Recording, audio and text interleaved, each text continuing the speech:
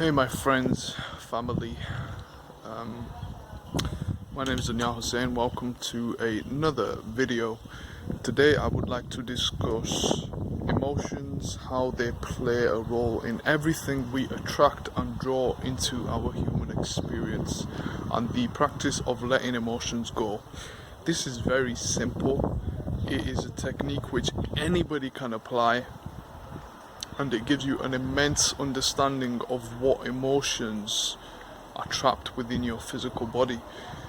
And over the years, whatever you tune into, whether it is love as an emotion, or anger, or jealousy, or lust, or greed, they're all emotions. If you look at the philosophy of the Taoist people, emotions are neither good or bad.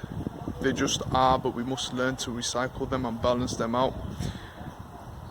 The challenge is we live in times where we don't really focus on balancing these emotions. There's not enough time invested in meditation and healing and getting a better understanding of how to navigate the emotional life. And so in this video I want to share with you a very simple concept of releasing, and also some rationale, some logic as to why the emotions determine your reality. So everybody's resonating on a frequency, right, on a vibrational scale. At the bottom of the scale is apathy. Apathy is where you don't feel anything. On top of the scale is love. Love is the highest frequency. And that's why, people are always tooting about how love is awesome, and it's the thing that governs reality. It's the frequency of the universe, the love vibration. If you've ever been in love with somebody, you know how immensely good it feels, and guess what? It's not coming from them. If they love you, then it will be. But if you're feeling love towards somebody, guess what? It's coming internally, and it's your chemistry that's creating that emotional state. And if you look at the work of Dr. Joe Dispenza, he says when you change your vibration, you change your frequency, your reality begins to change. There's no question. If you feel the same as you've been for the past year, 5 years, you're going to attract the same situations. Whereas when your frequency, your emotional charge in your body changes, when your vibration increases, your emotions increase as a byproduct. Now, I've gone hard into emotional releasing the past week or so. I've known about this concept for a couple of years now, but I've never really give it much attention. But as I've been studying numerous different people, I've come to understand the root cause of any challenges you have in your life is because of your emotions, and that's a big statement. And if you knew the power lies within how you choose to respond and what you invest your time and energy into it, it really changes your perspective that we are not victims. We are powerful co-creators who can take charge and take control of any emotion. It was such a relief for me to understand that I'm in charge. I'm in charge of how I feel and how I choose to navigate life.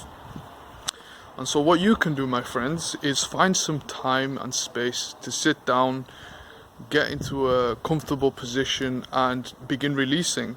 At the bottom of the scale is apathy. The synonym for this is AGFLAP. Apathy, grief, lust, anger, pride. These are the lower level emotions, and so you can work on releasing all of these. And let me tell you, when you release any one of these or more, your vibration will start increasing, and then you will get into the other frequencies of courage, acceptance, peace, and then ultimately a state of bliss and love. That's the highest form, and that's the best place to be. And so you ought to navigate your own energy and see what it is that you got to release on. I'll give you my example. I am personally releasing a lot of anger. I've noticed there's a lot of pent-up anger within me. I'm releasing a lot of attachment, a lot of fear. Dr. Zach Bush, for instance, he was a doctor for many years. Now he has patients coming in, and instead of giving them chemo, this supplement, that, whatever, the approach of the normal medical system, where if there's something wrong with you, we've got to give you something, give you a product or a pill or a medication to help alleviate the symptoms. Whereas what he does now when he understands the anatomy and the physiology of a person. The core of a person's being is their emotional frequency, and he never addresses the fact that a person has cancer or diabetes. He talks to them directly and he says, how are you? How's home life? How's your purpose? How's your relationships? How do you feel on a day-to-day basis? And he addresses the emotional patterns that they've got day to day, and thus healing their trauma, healing their attachment to their identity of who they are, which is limiting in that moment. If you're happy where you are right now, you don't need to release. You're good. Yeah, you might have some trapped emotions, but you're living a good life, and this might not be for you. But if you're somewhere in your life right now where you are struggling with your health, you're financially broke, your relationships suck, your emotions are terrible, this is for you. This is for you, and I would recommend going for hours and hours, just sitting there and releasing it. I will literally tell you how I do it. I sit in a place where I've got nobody's listening, because it can be embarrassing when you're releasing these certain emotions, because there's a lot of judgment which you have towards these, and other people can have as well if they're not maturely evolved.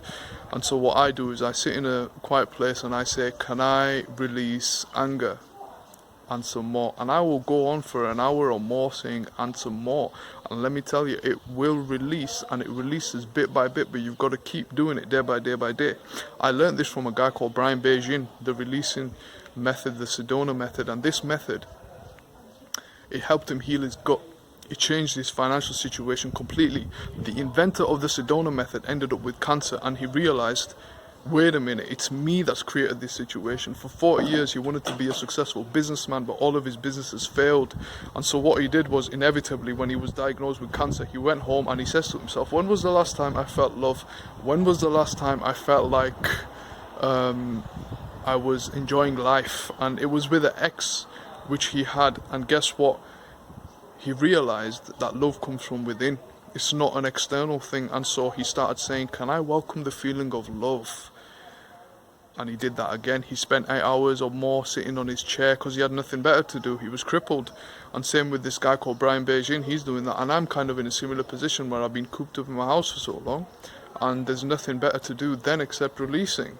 And so I highly encourage you to incorporate this into your life. It's very simple. Use this one sentence. Can I release whatever emotion it is that you are currently faced with?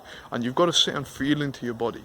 You might notice that fear is stored in the kidneys, and when I release fear, I can feel my lower back heating up, and then eventually my whole body heats up, because that emotional charge is being disconnected from my aura. It's being released from my anatomy. It's being released from my muscle fibers, because our body is a human meat suit, right? And these muscles and organs tense up. They hold onto these emotions, and emotions like anxiety. You ever notice your neck clenches up, you can't speak, you start sweating, your heart races? These are emotions which cause these side effects. And when you release these emotions, you start gaining a sense of peace. Now there's two ways to go about releasing. You can start from welcoming emotions like peace, acceptance and courage. So you can say, can I welcome peace? Can I welcome acceptance? Can I welcome courage? If you spend 5 minutes, if you spend an hour, it's up to you. You can welcome these emotions and it will charge you up. Or you can work from the bottom to the top, meaning you can start with the lower level emotions where can I release apathy? Can I release grief? Can I release fear, anger, lust, pride? And as you release these, remember, it's a consistent practice. You're not going to see major transformation in a week or so. Maybe even a month, you could see a massive difference. It depends how hard you go every single day. And so you can release these lower level emotions, and guess what? A natural byproduct is good health, financial abundance, good emotional state, attracting the right people to you. And so learn to get rid of these frequencies which keep you stuck in old negative loops and patterns, and then vibrate higher. What you ought to understand is we are supposed to be in a state of peace, harmony, attracting abundance, attracting love, attracting clarity, attracting purpose. And so this is for you, my friends, who are struggling in life right now. And I hope this helps you immensely, because it's working for me. And mark my words, as long as I'm alive, I'm balling for the rest of my life. I know I'm in full control. No matter what happens to me, I'm in control of my emotions. I am responsible.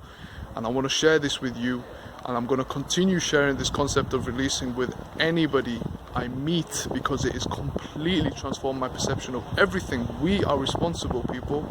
We are responsible.